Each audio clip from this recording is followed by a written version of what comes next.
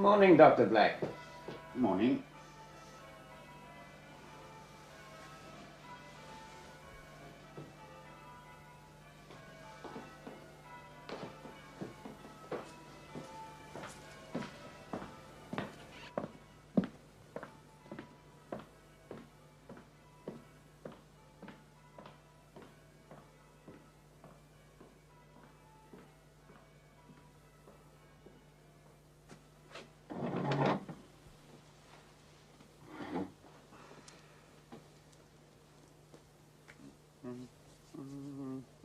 The matter began, as far as I'm concerned, in the November of 1932, when I was cataloguing the library of Barchester Cathedral.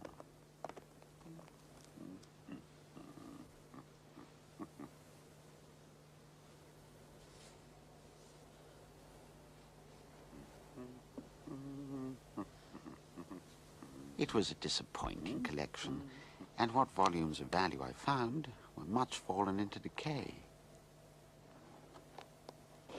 My task was scarcely furthered by the unhelpfulness of the librarian, at whose door I found myself bound to place the unhappy confusion that I discovered wherever I turned.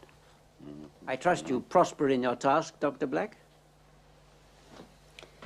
It's profoundly uninteresting, I'm afraid. I sometimes wonder whether there shouldn't be a tax on authors. Mere poverty seems to be insufficient to deter them from writing. Now, if they had to pay for the privilege... A great many librarians would be seeking fresh employment, and there'd be far fewer books to catalogue. Have you nearly finished? With the numbered volumes, yes. In fact, I was just coming to ask you if there was anything else here you thought worth including in my description. Perhaps I can surprise you.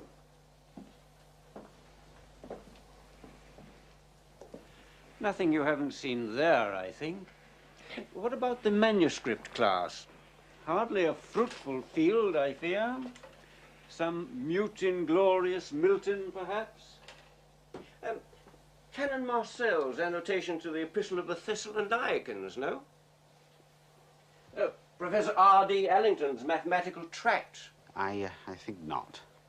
Well, Cyrus, of course. Cyrus? An epic poem in 8 cantos, product of a country clergyman's leisure. I wonder if he read it to his parishioners. I expect he did. Oh, what's this? I don't remember. Oh. Yes, of course, I'd completely forgotten.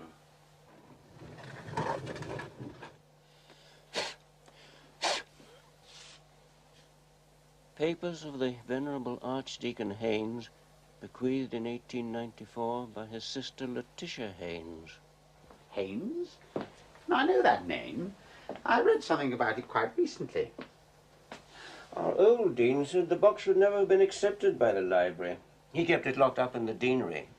He said it never would be opened while he was in charge. Strange. I've wanted to know what was in that box for years. You'd better have a look at it. Archdeacon Haynes. Now, Archdeacon of where? Here, if you remember.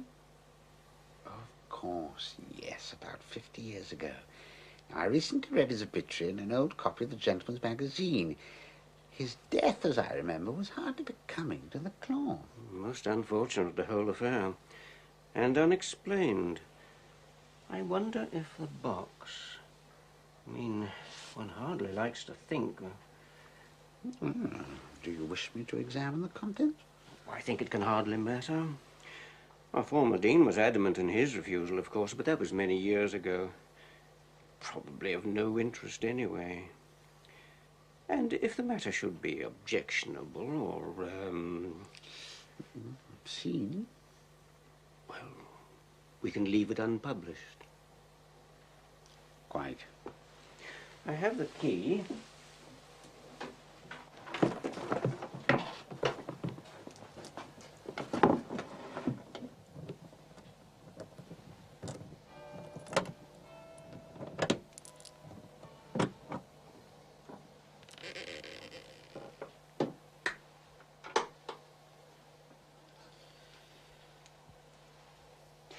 Well, I'll leave you with it.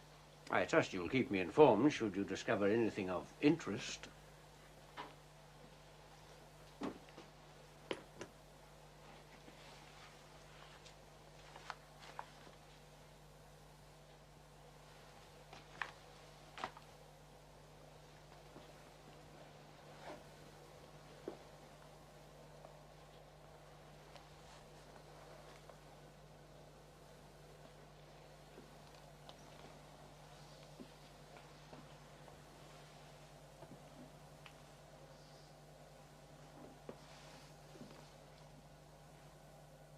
Dr. Haynes arrived in Barchester Close in 1872, where he took up residence with his sister as a junior deacon.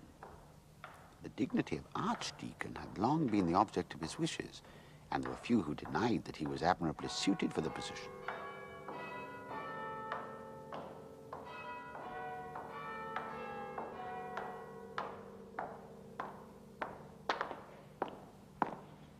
His predecessor, Dr. Pulteney, however, lived to a great age and showed no willingness to relinquish his post.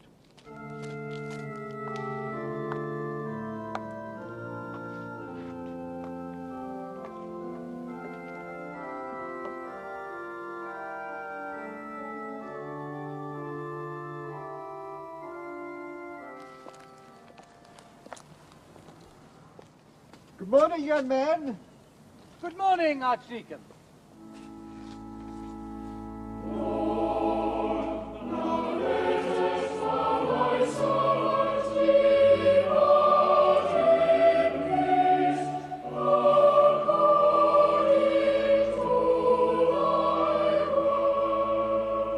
The Archdeacon will be 84 tomorrow.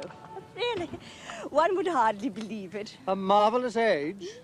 You're invited to a modest celebration in his honor.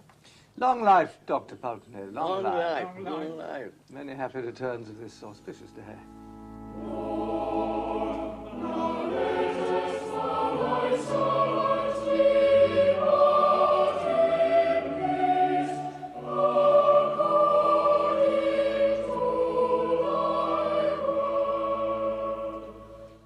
Robertson was arguing most heatedly with Canon Arnold. Well, Canon Arnold insists that we believe every word of the Holy Bible. Mr. Robertson cited Methuselah. How could anyone, he said, be expected to believe that a man had lived for 900 years? I find it entirely credible. And these are the days and the years of Abraham's life as he lived. 115 years. Catherine tells me there is an infection in the town. Indeed. 3 people in Buxton Street have died, and 2 more families are very ill. The Archdeacon's late this morning. Good morning, young man. Good morning, Archdeacon.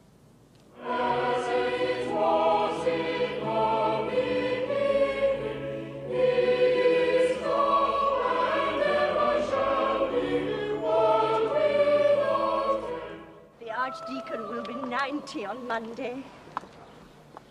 A marvellous age. You are invited to a modest celebration in his honor.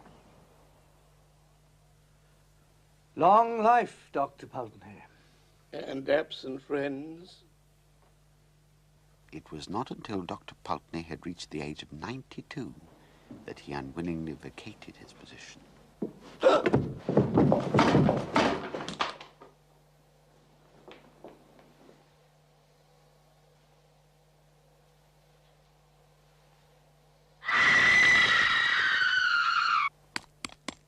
They say that poor Miss Pulteney is quite overcome. But now that her poor father is gone, she has no one at all. Of course, the poor dear Archdeacon was very old, but to go like that. Well, I blame the maid, of course. The maid? Yes, that insolent girl, Jane Lee. Oh, I never liked her. Well, it seems a stair rod was missing, and she never mentioned it.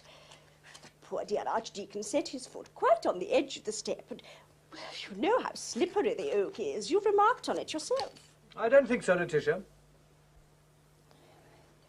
They say the funeral is for Thursday. Oh, poor Miss Pulteney. Of course, he had been in the position for a very long time. And, well, Catherine was saying to me only the other day that the affairs of the Archdeaconry are beyond belief. The dues upon Wingham and Westwood have been uncollected for nearly 12 years, and 4 chancels are almost past repair. Dr. Pulteney was a dear man, but as an archdeacon. Catherine was saying it would take a man of your zeal and determination. I hardly think it fitting at a time like this, Letitia, to discuss the administrative defects of the late lamented Archdeacon. Nor can I feel it to be in anything but the worst possible taste to speculate on his possible successor.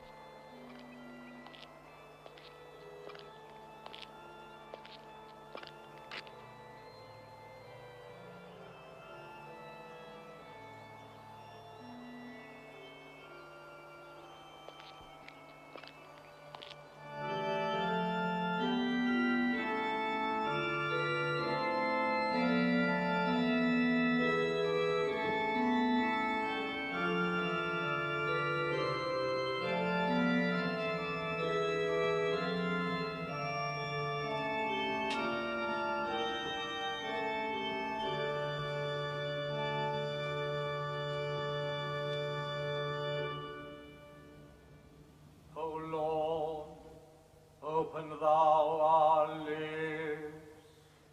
And the mouth shall show forth thy praise.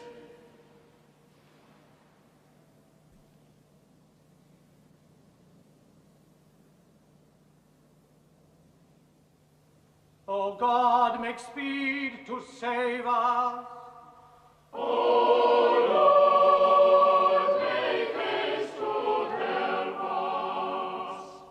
Have you discovered anything at all untoward, Dr. Blake? No, nothing tangible so far. Mainly devoted to cleansing the Augean stables, giving it time to reduce to some semblance of order the innumerable errors, and so forth. His conflicts with the organist, not for once successful. He seems to have been a very busy man, our Dr. Haynes. Not perhaps the most popular figure in the cathedral close, but very energetic. No, it's a disappointingly blameless life so far. For the first 3 years, at any rate, he seems completely occupied with his administrative details. And yet, traces of uneasiness impinge, rather as though his waking hours had to be crammed with activity in order to keep the shadows at bay.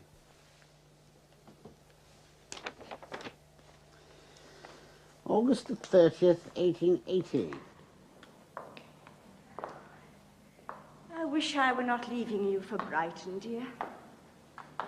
The air will benefit you, Letitia. Damp and raw in Barchester in winter. Brighton will put some colour into your cheeks. Besides, you'll enjoy Cousin Henrietta's company, and she yours.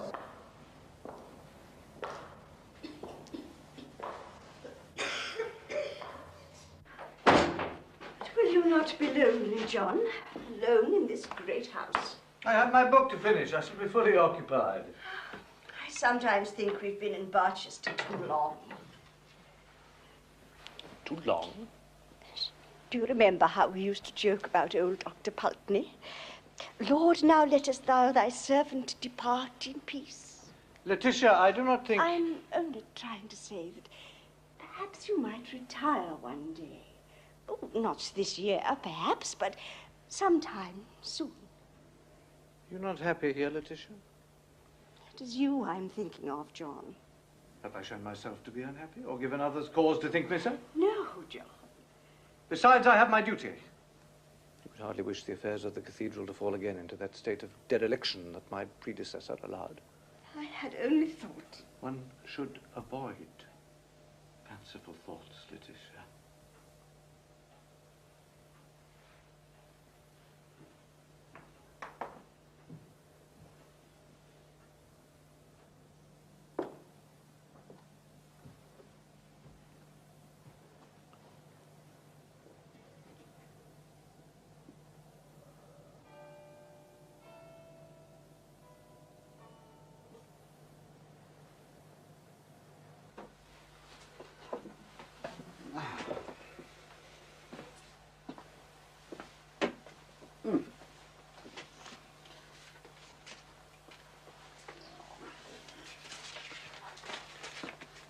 What's this?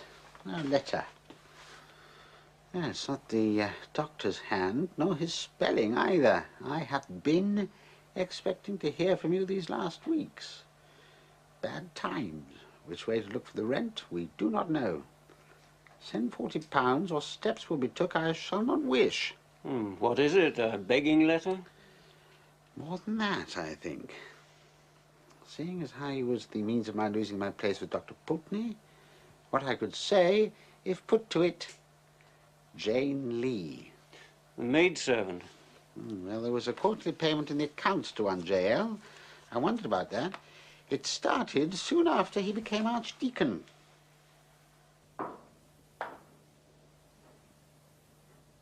December the 6th. I do indeed miss Letitia's company. The evenings, after I have worked as long as I can, are very trying.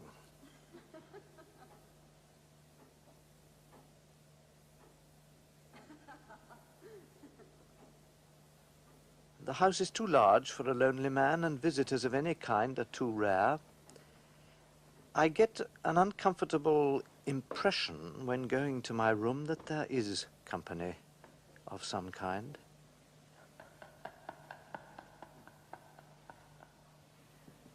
The fact is, I may as well formulate it to myself, that I hear voices.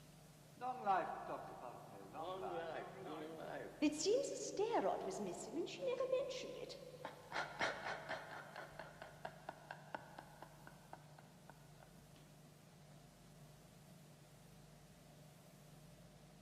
This, I am well aware, is a common symptom of incipient decay of the brain.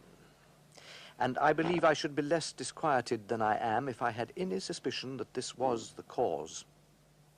I have none. Nor is there anything in my family history to give color to such an idea.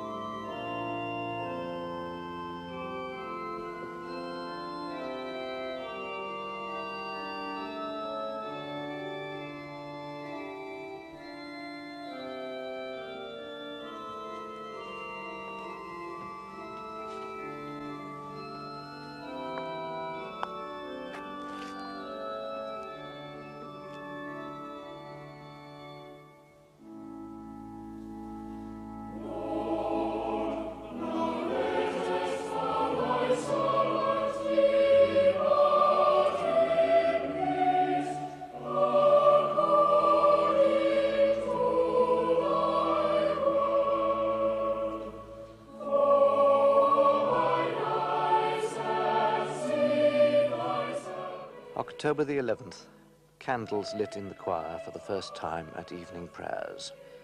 It came as a shock. I find that I absolutely shrink from the dark season. Much struck by the character of the carving on my stall.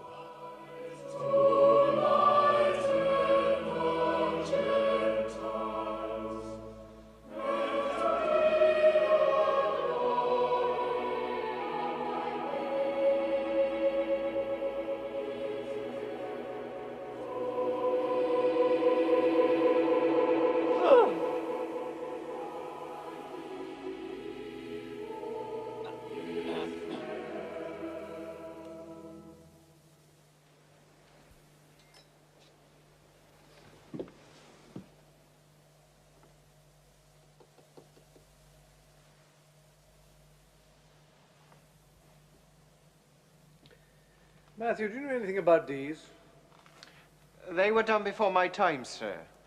Nasty little things, I'd say. No place in the Lord's house, in my opinion. I never really noticed them before. Do you know anything of their history? Oh, all the carvings here is very famous, sir. Amongst those that likes that sort of thing, of course. On the south side, there's the angels and the blessed and that. And over here is the damned. Everlastingly burning, sir. As is their lot.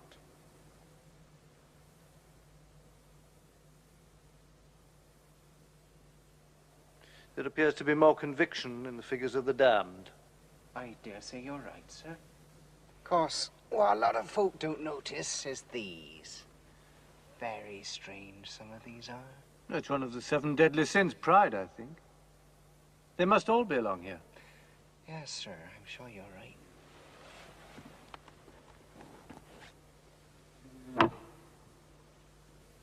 Oh, they all have a moral, sir. If you can understand it, that is. Of course, I prefer something a bit more modern myself. Oh, they must be 14th century.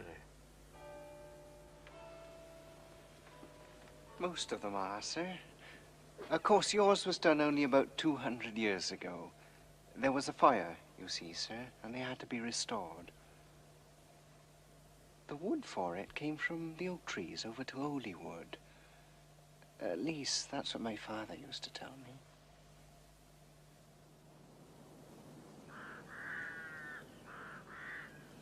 I had no idea, Dr. Haynes, that you interested yourself in antiquities of this kind. I had imagined that the affairs of the cathedral occupied all your time. It was the carvings on my stall that struck me particularly. I could not help noting the uncommon craftsmanship with which they were executed. The Devil, Death, and the Cat. Yes. They were done by a local man, you know, John Austin. He had a strange reputation. I believe he rejoiced in the nickname of Austin the Twice-Born. They credited him with second sight.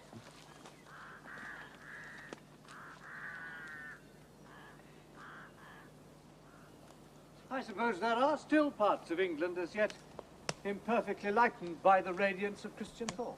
Indeed. I suspect the process of enlightenment is far less advanced than many imagine. The trees at the center of this grove, which furnished the materials for the noble structure in your cathedral, Archdeacon, were used at one time for much darker rites than those they now fulfill. In pre-Christian times, of course, one understands. Within living memory, my dear sir. Take, for example, the largest stump, which stands a little apart from the others. It is still remembered in my parish that it was called the Hanging Oak. The propriety of the title was confirmed by the fact that human bones were found between its roots when it was felled. There are old people who still talk of the days when small images were hung from its branches to bring good fortune in love or commerce. I hope the grove's destruction put an end to the practice of such superstitious foolery. So far as I know, the old customs have died.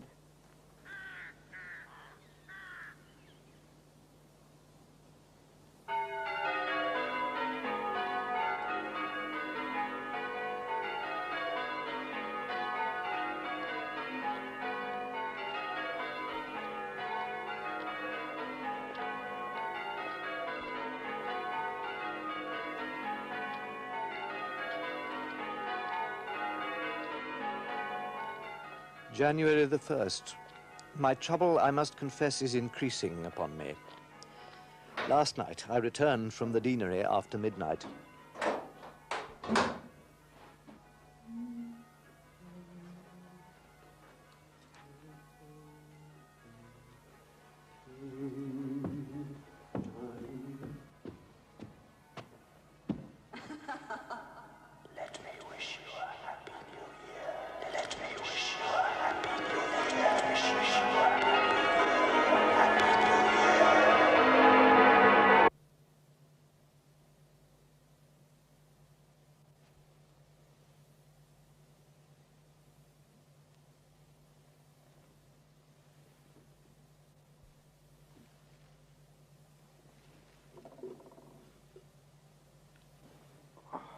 January the 15th. I had occasion to go downstairs last night for my watch, which I had inadvertently left in my study. I cannot say that I found it easy to leave my bedroom. I must be firm.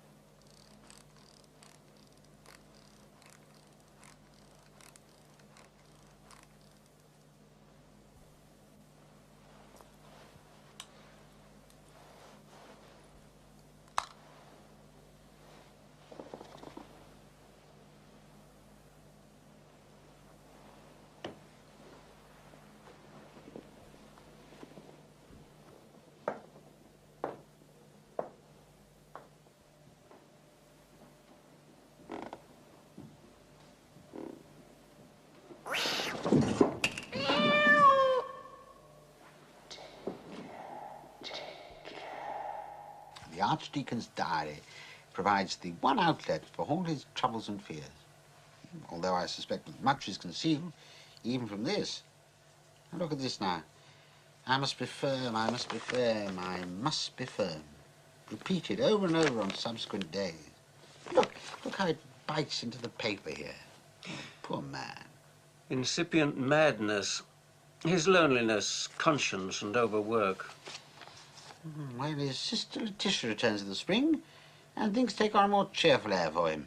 No more dark evenings, I suspect. A modest celebration of the Deans last night. My defence of the episcopacy has been well received. The bishop was heard to say it displayed in no ordinary degree the refinement of the scholar united with the graces of a Christian. He's a resilient soul, our Dr. Haynes. One can't help admiring him a little. What a pity that he couldn't wait for Dr. Pulteney to leave the stage gracefully. Now, September the 12th, Letitia is gone again, and the house is very empty. A curious thing last night which I should like to forget. Perhaps if I put it down here, I may see it in its true proportion. I worked in the library from about 9 to 10 o'clock.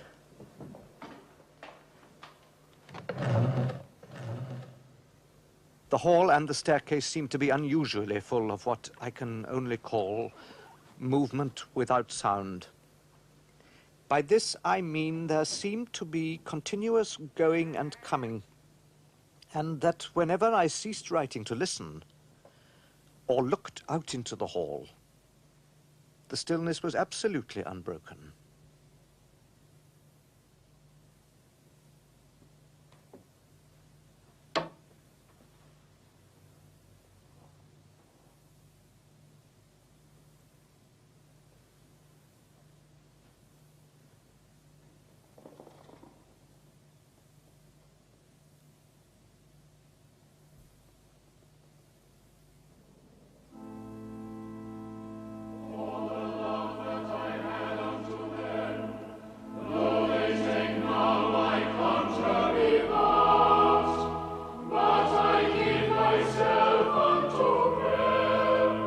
October the 22nd. At evening prayers, I had the same experience which I recollect from last year. I can assign the moment at which I became sensible of this. The choir was singing the 109th Psalm. And let Satan stand at his right hand. When sentence is given upon him, let him be condemned, and let it never be turned to sin. Let it be you, and let another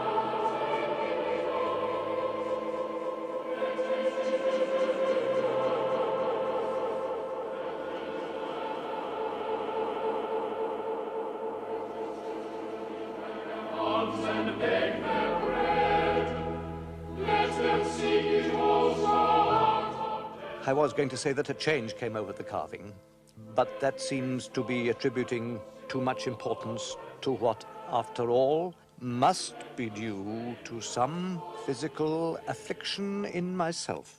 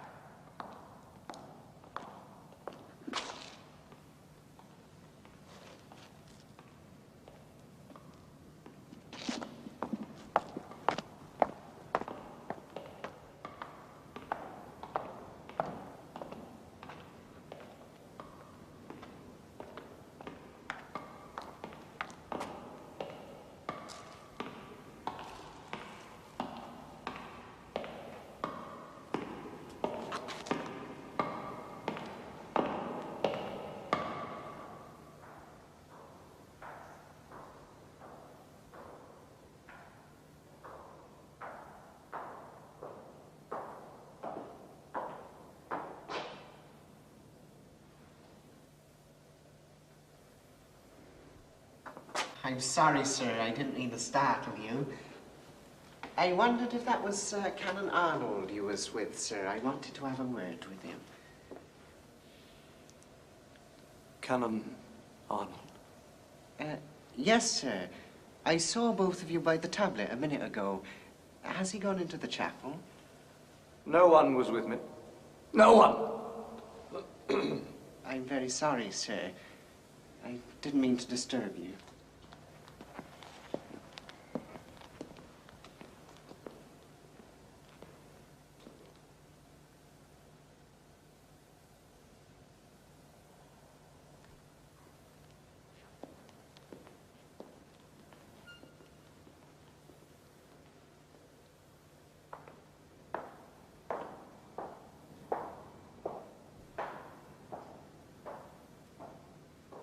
November the 15th.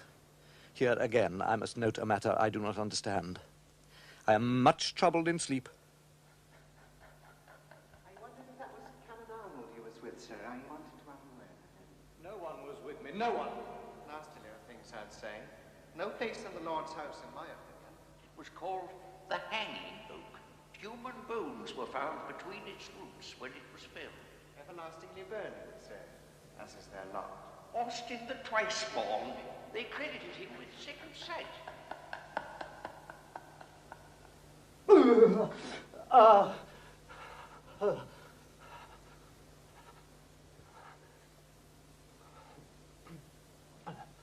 I must be firm.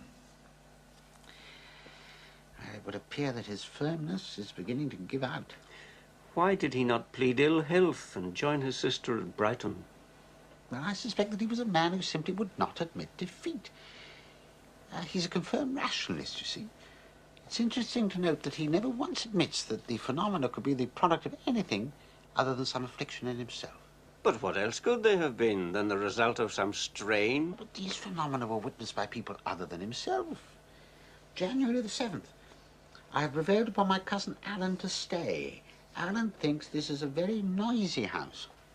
He thinks my cat is an unusually large and fine specimen, but very wild. January the 18th. Alan left yesterday. Apart from my servant, John, I am alone. Would there be anything else, sir? Oh, John, I should like you to come up to my room in about an hour's time. I shall have a letter for the bishop, which I should like you to deliver to the palace early in the morning. Very well, sir.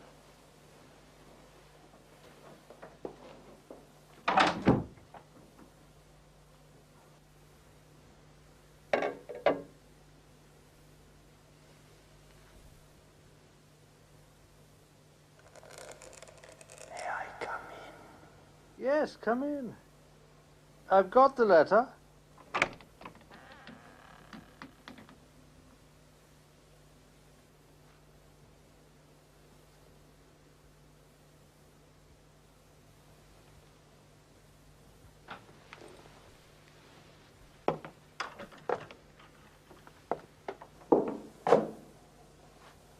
John? John?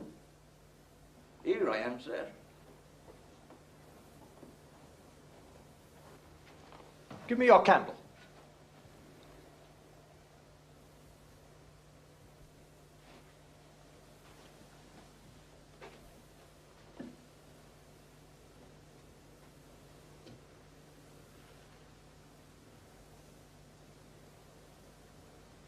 Do we have a cat, John?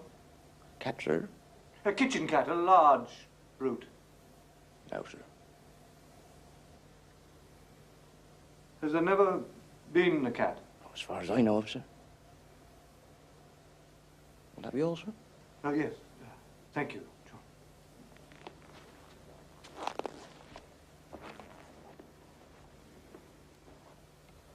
February the 21st. I must be firm. I must be firm.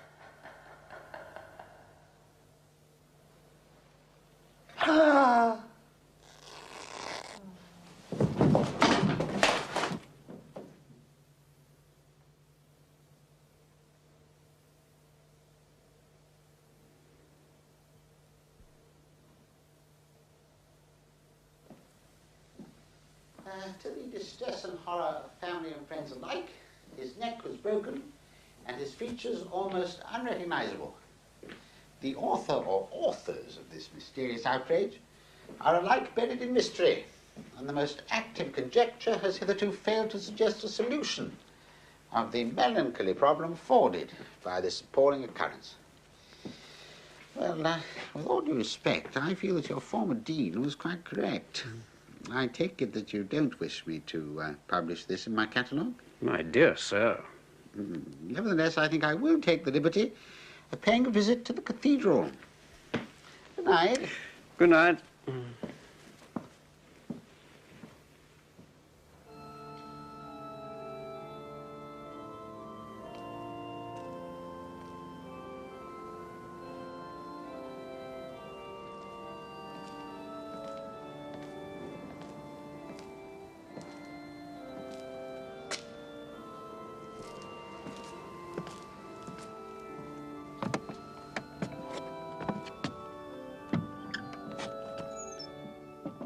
The choir stalls were immediately recognizable from the Archdeacon's description, but of the two carvings, the cat and the hooded figure, there was no trace at all. The arms of the stall were plain and appeared to have been recently restored.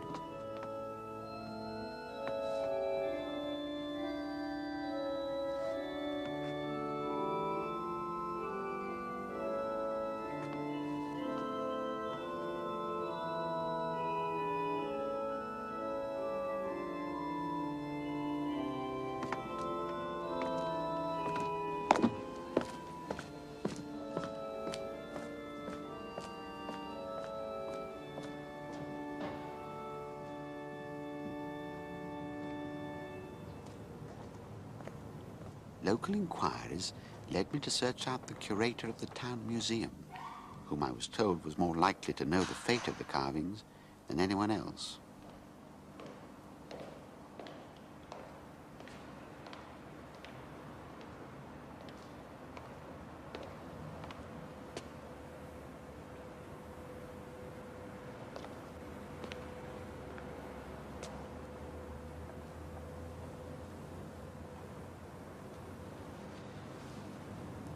Mr. Stevens?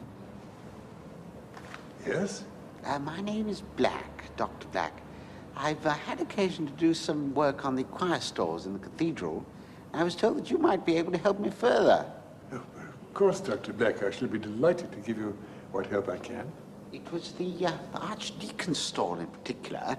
I read of two extremely unusual figures. I think I've heard of the pieces you mean.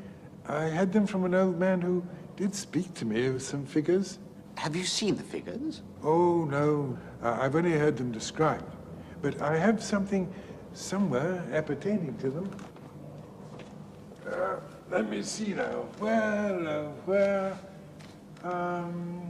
You see, this old fella dropped it, and it came in two. I saw it only a week ago. Those ridiculous. Do you know more relics of Barchester have been lost in here since here we are. I knew I had it. Where was I? It broke in two. Yes, and this came out. The old man brought it to me. He couldn't make head or tail of it. The only thing I can say with safety is that it was written by the man who did the carving. The name's known. Can I see it? When I grew in the wood, I was watered with blood. Now in the church I stand. Who that touches me with his hand, if a bloody hand he bear, I counsel him beware, lest he be fetched away, whether by night or day, but chiefly when the wind blows high in a night of February.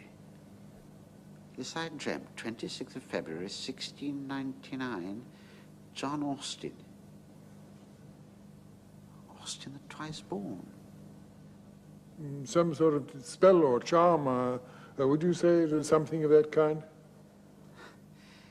Yes, I suppose one might. What happened to the figure in which it was concealed? Oh, yes, I forgot to tell you. The old man told me that that frightened his children so much that he burnt it.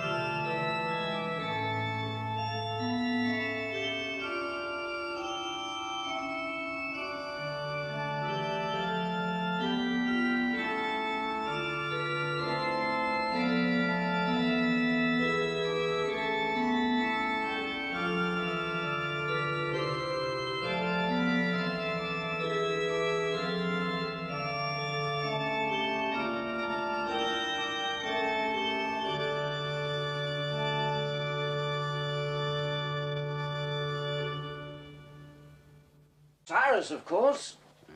Cyrus? An epic poem in 8 cantos, product of a country clergyman's leisure. I wonder if he read it to his parishioners. I expect he did. Oh, what's this? I don't remember. Oh. Yes, of course, I'd completely forgotten.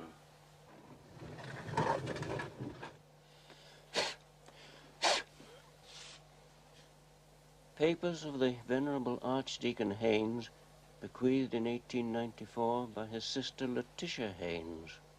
Haynes? No, I know that name. I read something about it quite recently. Our old dean said the box would never have been accepted by the library. He kept it locked up in the deanery. He said it never would be opened while he was in charge. Strange. I've wanted to know what was in that box for years. You'd better have a look at it.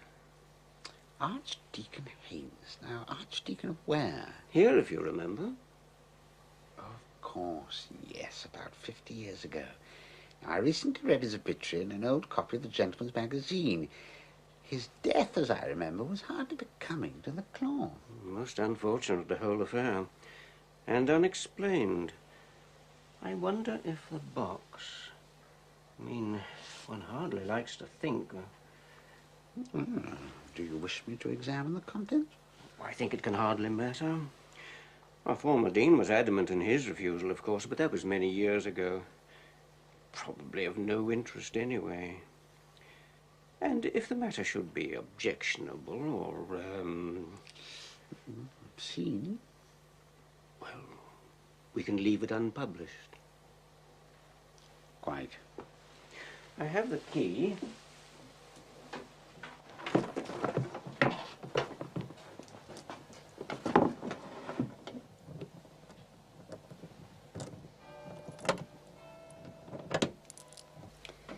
It's profoundly uninteresting, I'm afraid.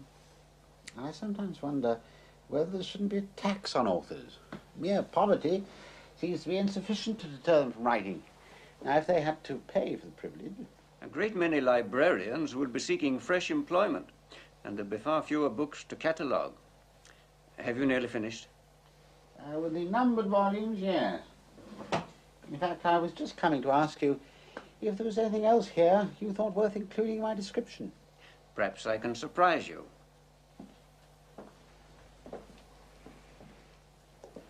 Nothing you haven't seen there, I think. What about the manuscript class? Hardly a fruitful field, I fear. Some mute inglorious Milton, perhaps? Canon Marcel's annotation to the Epistle of the Thessalonians, no? Professor R.D. Allington's mathematical tract. I think not. Well...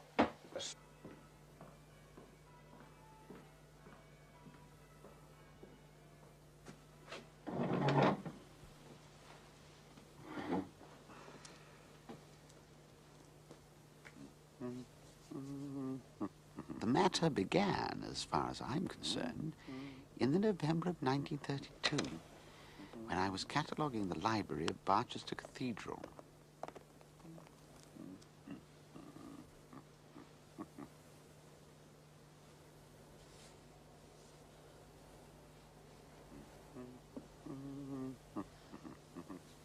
It was a disappointing collection, and what volumes of value I found were much fallen into decay. My task was scarcely furthered by the unhelpfulness of the librarian, at whose door I found myself bound to place the unhappy confusion that I discovered wherever I turned. I trust you prosper in your task, Dr. Black.